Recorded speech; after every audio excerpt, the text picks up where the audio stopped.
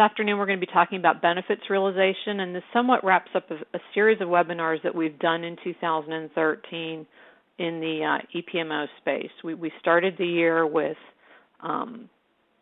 things to be thinking about if you wanted to start a PMO and how to go about that. And then throughout the year, we've touched on a number of topics, including resource management, project governance, project financial management, portfolio prioritization. And as you think about where a portfolio manager goes with things, one of the toughest nuts to crack, aside from resource management for most EPMOs, is the space of benefits realization. And so we're going to spend today focusing a little bit on that and talking about some things to consider. I'm not going to get into, as I have in the past, or as I have also not done in the past, get into how you might leverage a tool for this. Most of the focus this year has been really thinking about people and process first. But I will allude to some ways where you can get this process started, whether you have a tool set in place or not.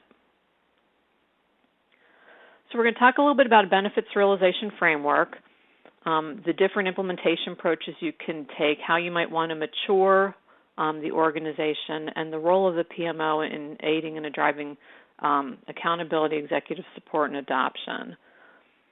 So if you think about benefits realization management, while it is something that is being talked about in the U.S., it has a very strong and solid following across the pond in the UK.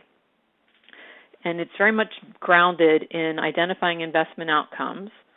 And ideally, what you want to do, just like as you're doing projects where you're trying to minimize or improve processes, minimize waste, reduce complexity in organization, the benefits part of it is a key driver in the ability to drive improved process and delivery. And ideally, as part of your portfolio management planning process, you want to put a pretty solid focus on benefits realization, whether you do it just from an intake perspective as to how you might score projects or whether you truly are tracking benefits at the end, to really determine, is the work that your organization undertaking, is it really driving the capabilities that you need to drive your strategic investments, your strategic plan, and to improve the way you go to market, whether you're delivering products and services, whether you have a technology, regardless of the focus of your organization. For the most part, the benefits component of how you wrap that into your projects, programs, and portfolios is a pretty big piece of it. So if you think about how benefits realization can focus on improving your organization, if you put a focus on benefits realization and benefits management, what it will help you do is achieve a stronger investment cycle.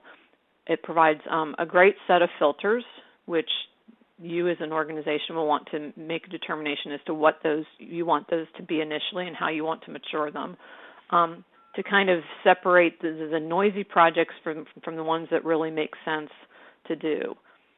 Not all projects are necessarily going to return a great ROI, but for the most part, you want projects that somehow align to your strategies, goals, and objectives that help your organizations drive towards certain capabilities from your strategic plan.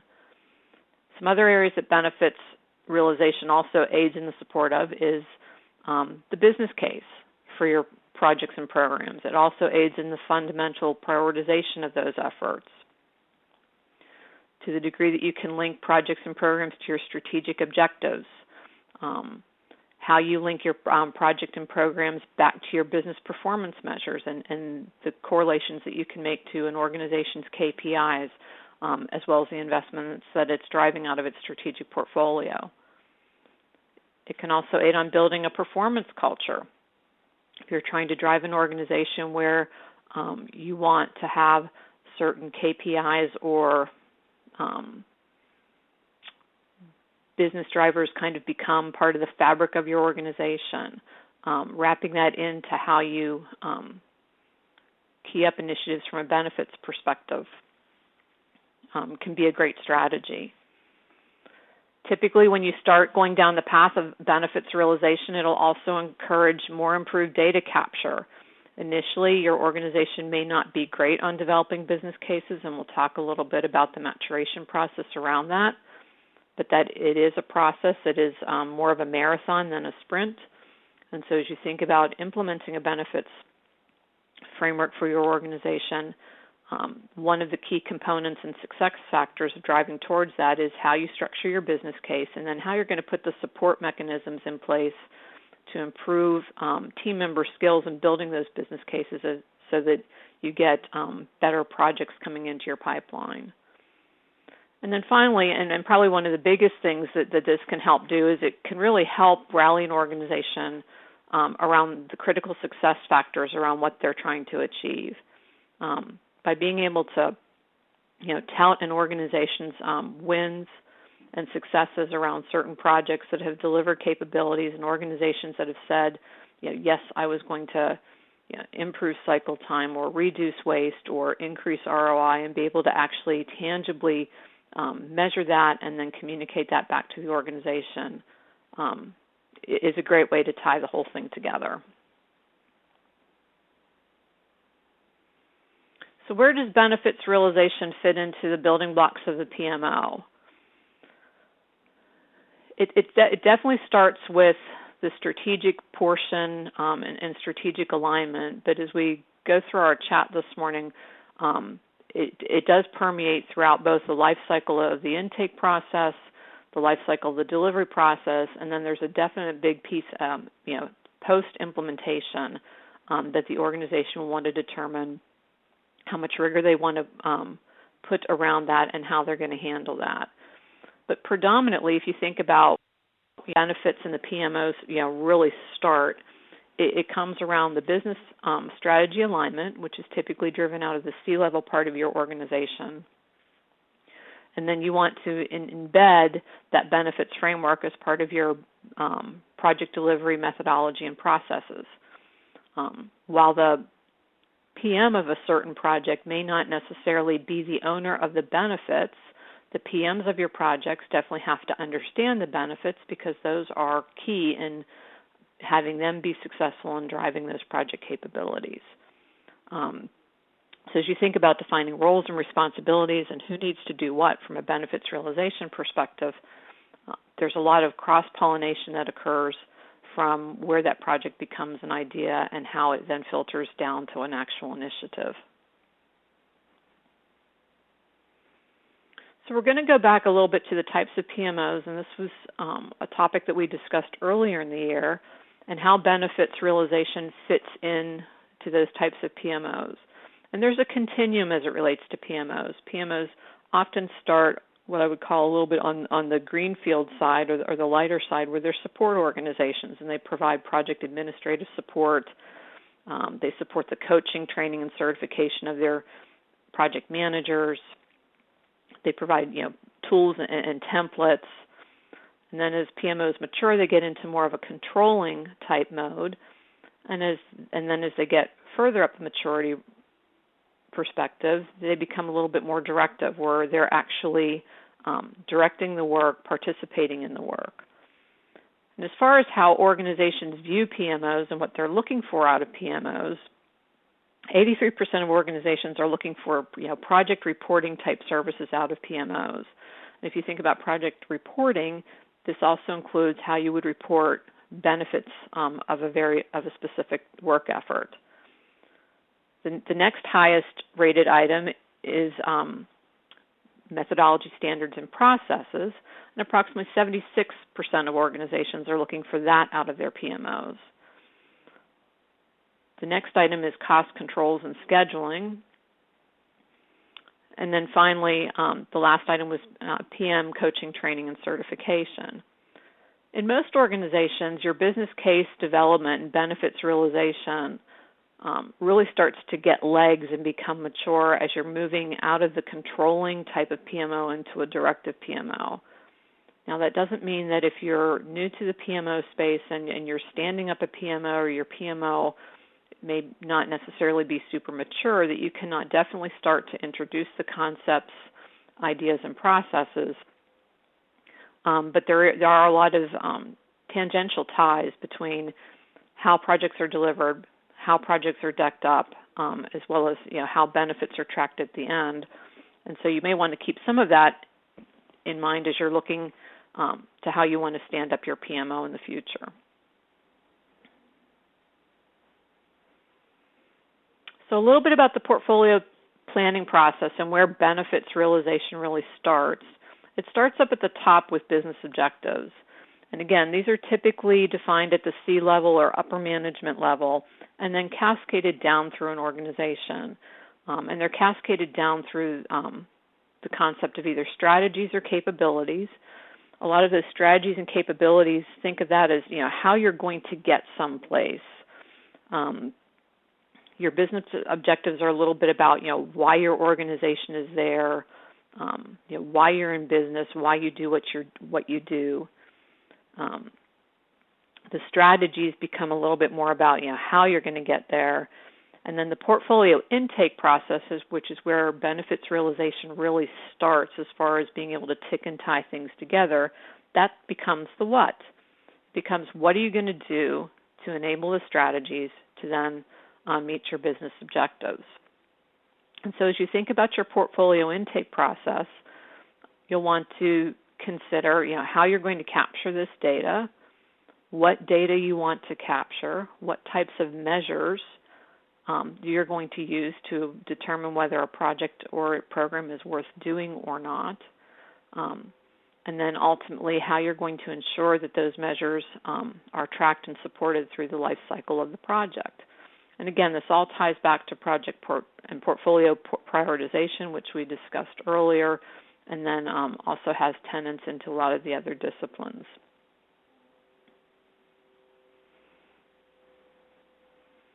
So if we think about our project life cycle, and this is a high-level view, and where benefits realization really starts, there's a demand management portion that's kind of at the front end.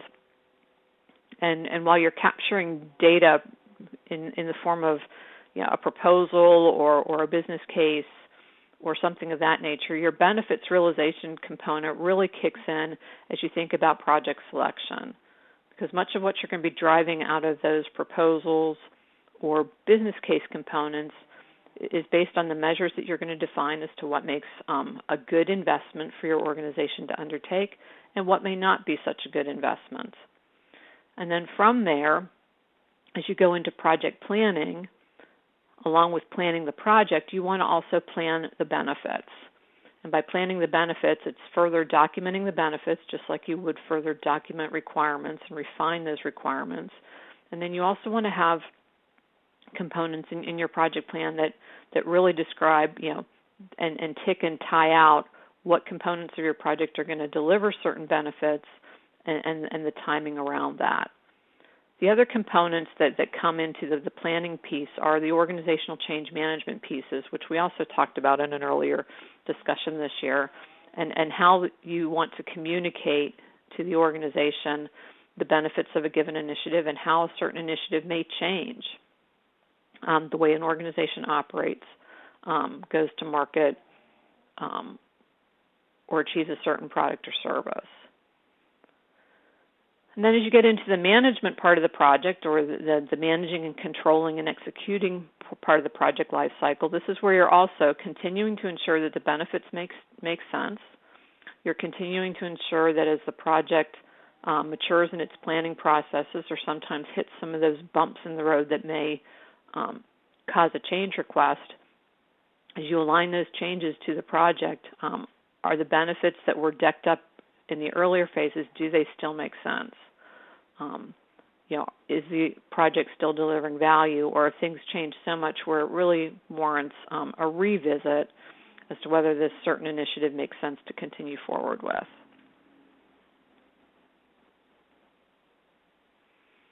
So a little bit about people, tools, and processes. As you're thinking about putting together your benefits framework, you want to determine who's going to be responsible for qualifying your benefits, and this is more the criteria-based judgment.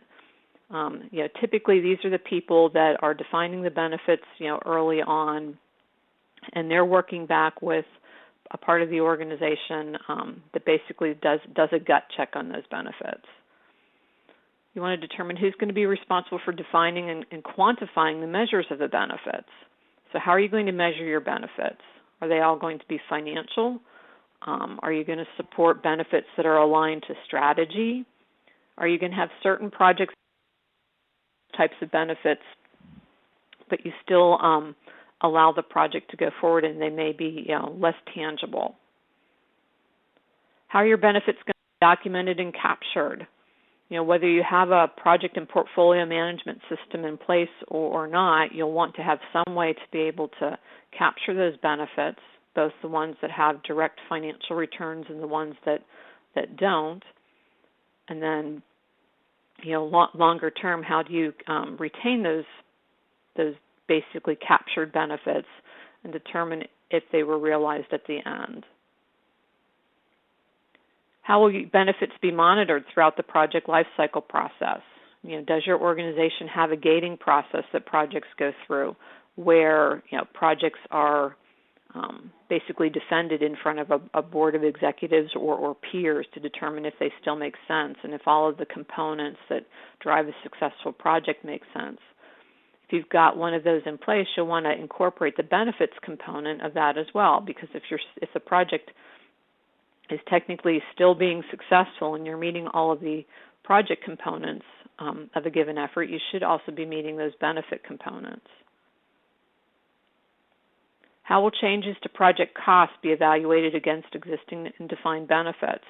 And this is a tough one for organizations because, let's face it, oftentimes projects will go through change requests, and typically those changes come in either the form of requirement changes, schedule changes, cost changes, or all of the above, as well as risk and quality. And that oftentimes will have a diluting effect against a business case. And so as you think about how you're going to measure the validity of benefits in a business case, do you need to also consider putting in thresholds in your framework that say when a certain business case gets diluted due to project changes to a certain degree, when do we really have to take a hard look at possibly making a go, no-go decision? And then finally, who's going to be responsible for facilitating the post-project benefit reviews?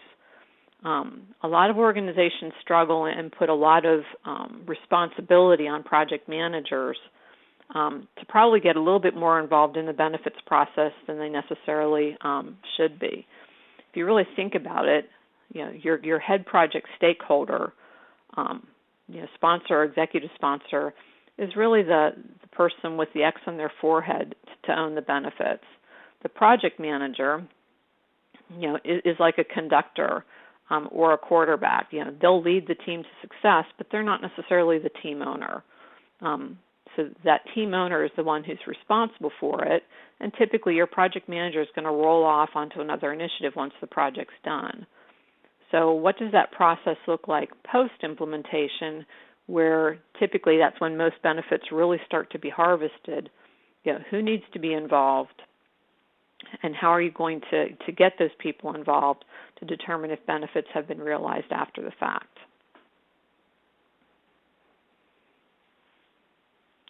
So here's a high-level framework to think about, and you could align this, to a delivery component as you think about how you deliver a project and how that aligns to the benefits piece. So your first step in it is basically developing and reconciling that business case. And so as a PMO, prior to getting that business case stood up, the organization should take a step back and determine what is a business case look like for your organization. How much rigor are you going to put into that business case? What resources might you have available to aid team members in the development of a business case? Can you get support from your finance organization, not only to help as a lens in reviewing business cases, but even earlier than that, helping as a facilitator to get team members trained on some of the skills required to pull together a solid business case, particularly from a financial perspective.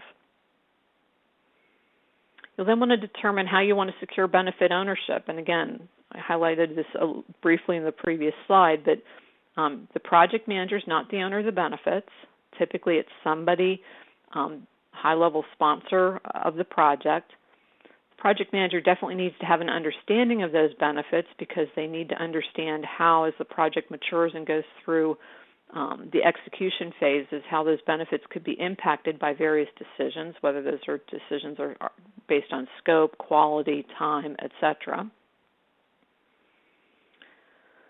As you're securing benefit ownership, you also want to make sure that whoever owns those benefits truly does understand how those benefits align back to what was decided in the project scope. You'll want to identify any operational risks or obstacles that could be in the way, similar to how you would define risks on a project. There could be risks that impact a benefits case for a various initiative. And then you'll want to define how you're going to agree to measure the benefits that were defined and what those targets are.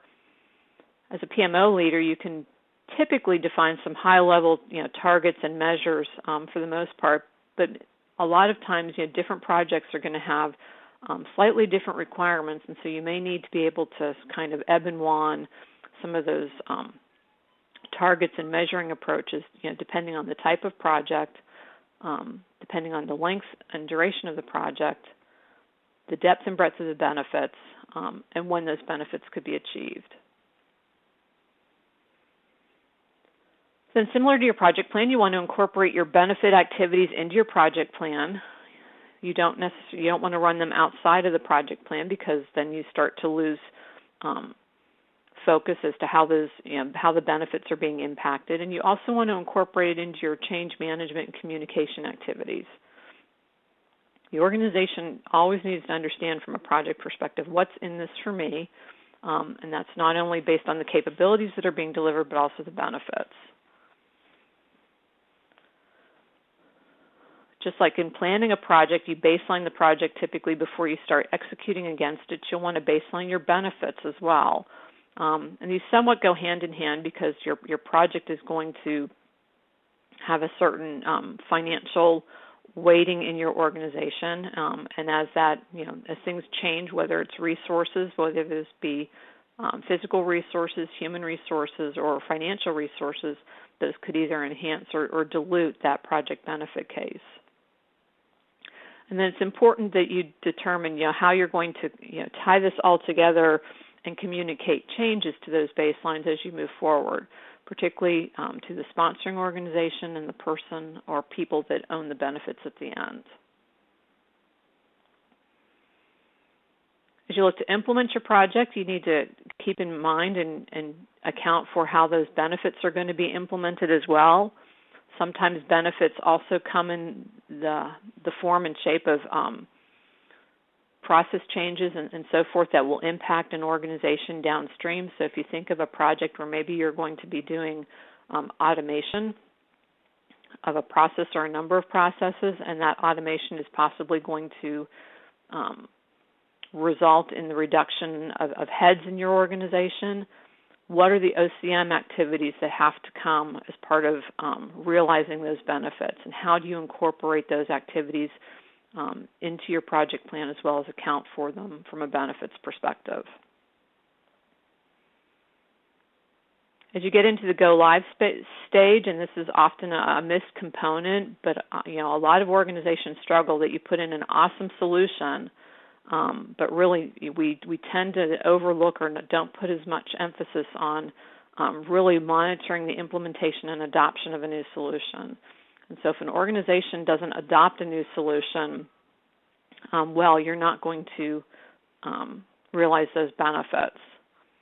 So, as an example, you're implementing a shop floor maintenance system in manufacturing.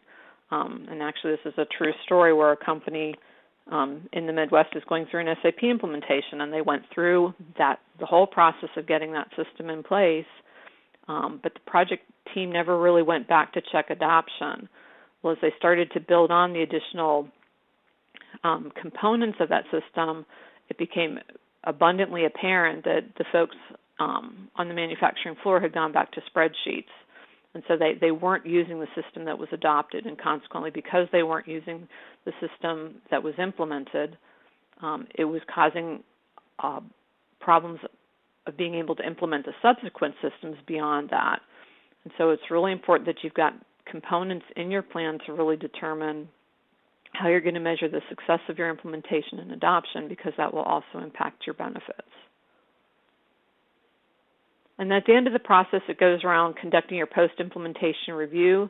Oftentimes, this isn't a one-and-done type of component. You may need to go back and from a benefits perspective, not just look at benefits as part of lessons learned or part of as a post-mortem of your project, but you may need to time that you have to go back and revisit a project more than once after it's implemented to determine if certain benefits were met.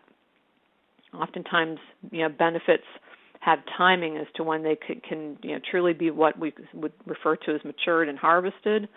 And so you may look at a project 3 months after implementation to see if a certain benefit has been reached, and then have to go back 6 or 9 months after implementation to see if some of those additional benefits have been reached.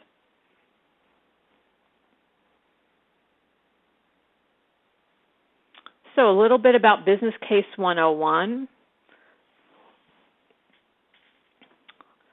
Big suggestion would be to start with keep it simple, to the perspective that you can keep it on a handful of pages or less, where people don't have to write 20-page documents for a business case.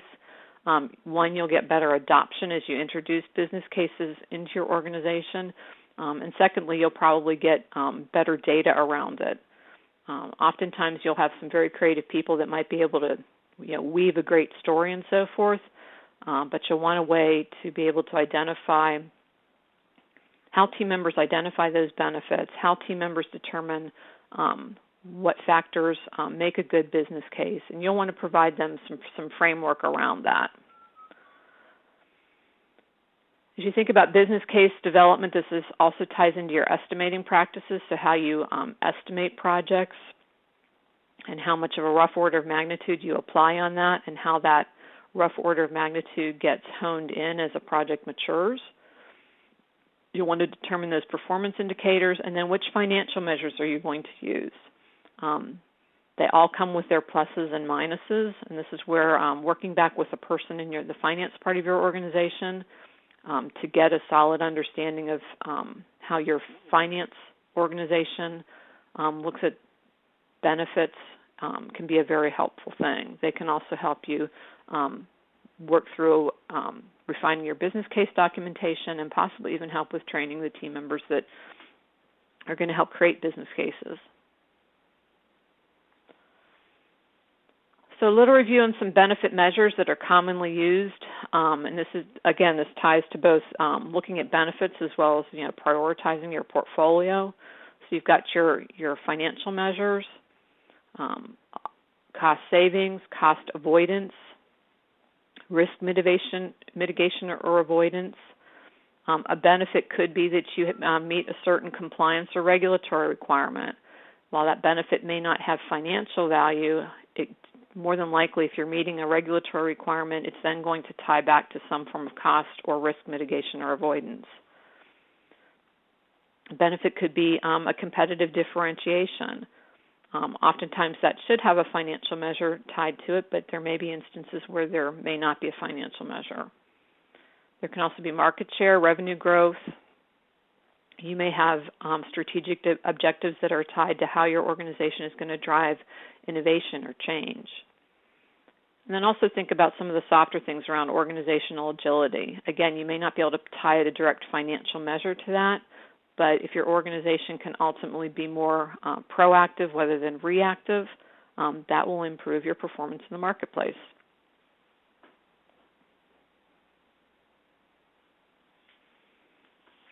Then you want to put some thought into a benefits register. And again, whether you have a system that supports a benefits register on a spreadsheet, either one will work.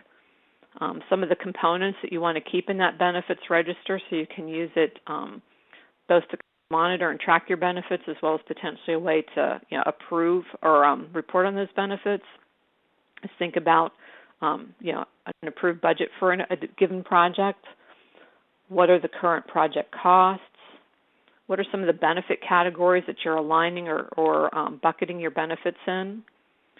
What are those financial measures? What is the benefit timing and spread?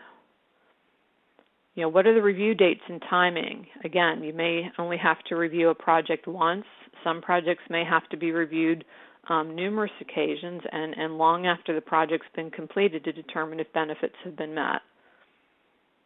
And then what's the current status of the project, and whether that status is an in-flight status or you use a RAG status. But those are helpful components to incorporate into your benefits register, both from a monitoring perspective as well as a reporting perspective.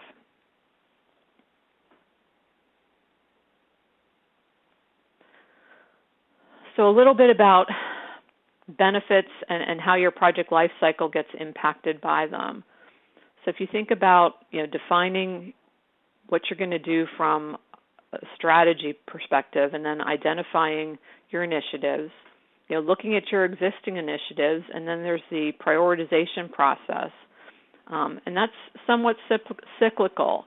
You may have a project that's prioritized as the 7th most important project in the organization today, yet 3 months from now, another project comes in, and all of a sudden, that project gets dropped down to 8 because the new initiative was determined to be more important based on how your portfolio prioritization process works.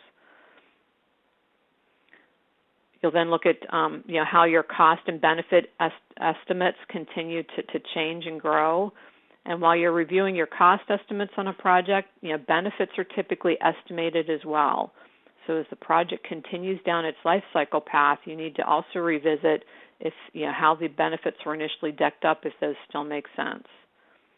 If you're automating something and you're going to reduce headcount by 13 people as you start to get into implementing that solution, does it still look like you're going to be able to make that 13-person reduction, or has that changed?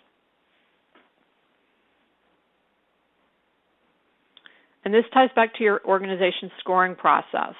And again, your benefits, as they're defined, typically do help and facilitate where a project gets scored.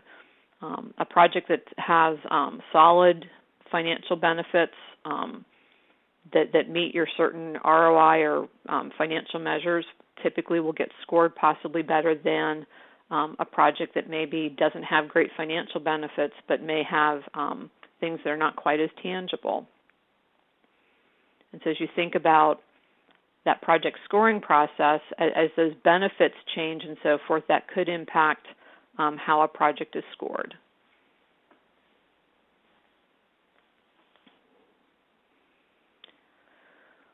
And then as you think of the broader portfolio management process,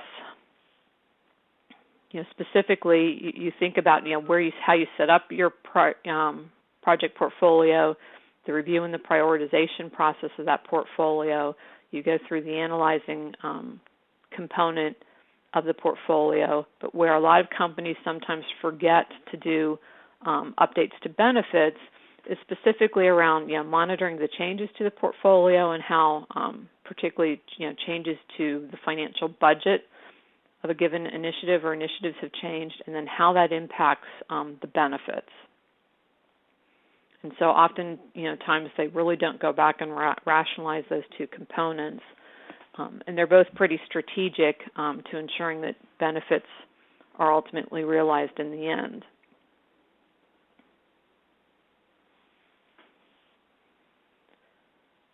The other component to consider, and this is a great way to kind of keep benefits in the forefront of your organization from a project culture perspective, is if you have a phase gate process. And think of a phase gate process as a way to bring projects up for review on a regular basis, and that can be either depending on as they traverse different phases in the project life cycle, or they just come back at stated times where you basically have the project manager, project team, including the project sponsor, be able to defend where the project's at, how the project's performing, as well as what's going on with that benefits case during the project. And whether you actually do it where you traverse phases, where you bring a project in at initiation, back at planning, and then, as it goes into execution, again, or whether you bring it back, every so often, depending on a calendarized schedule, both processes work. But the important thing is to make sure that you outline the expectations of what needs to be presented at that gating review meeting and how you want to deck up what's going on with the benefits. You should be able to pretty nicely tie what's going on with the overall plan and financial and issue and risk health of the project and be able to overlay the benefits plan on top of that.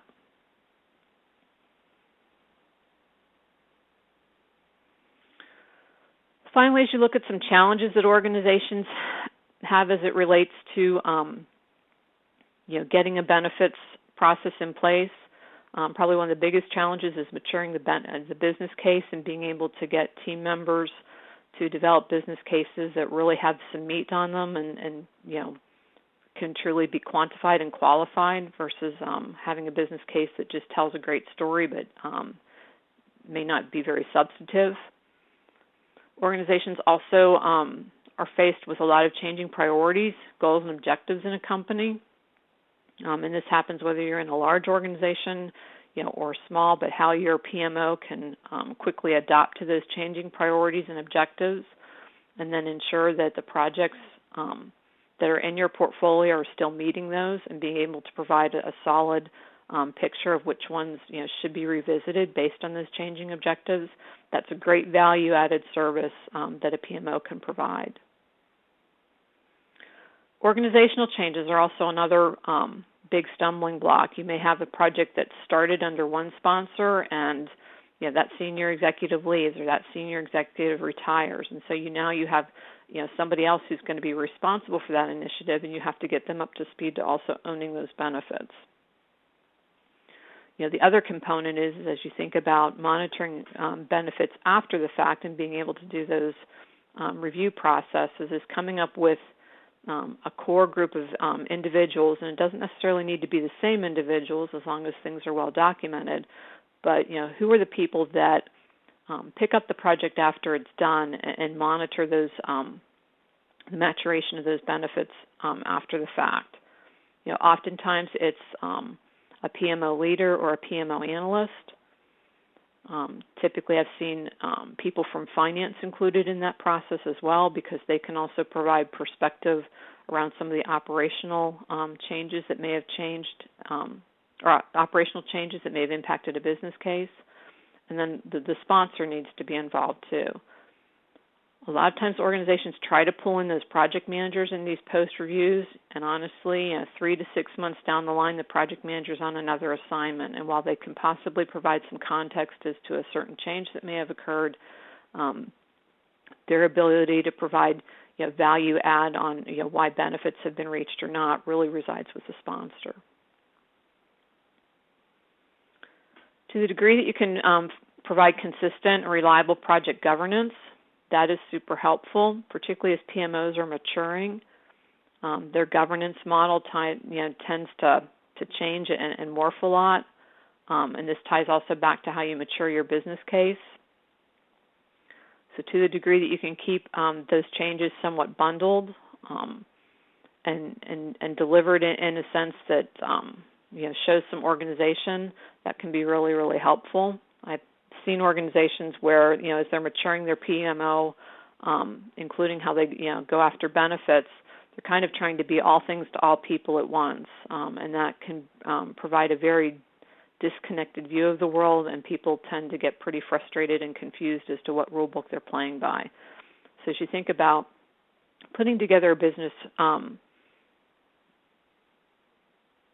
BRM framework, think about how this overlies with your maturation of your PMO in general and when it makes sense to take on certain initiatives or mature certain components and how you're going to do that. And like all things, maturing a PMO and putting in governance and benefits frameworks, they need to be managed like projects, just like anything else. And then ensuring that from a PMO leadership perspective, you always need to be the voice of reason and help the organization maintain focus. Most of these people have, other jobs. They've got day jobs. And as you're trying to do things like implement how the organization does business cases and a phase gate process, try to keep those processes light, easily adopted, not overly complex, so that you get the bang for your buck and you get the participation from the organization that you need.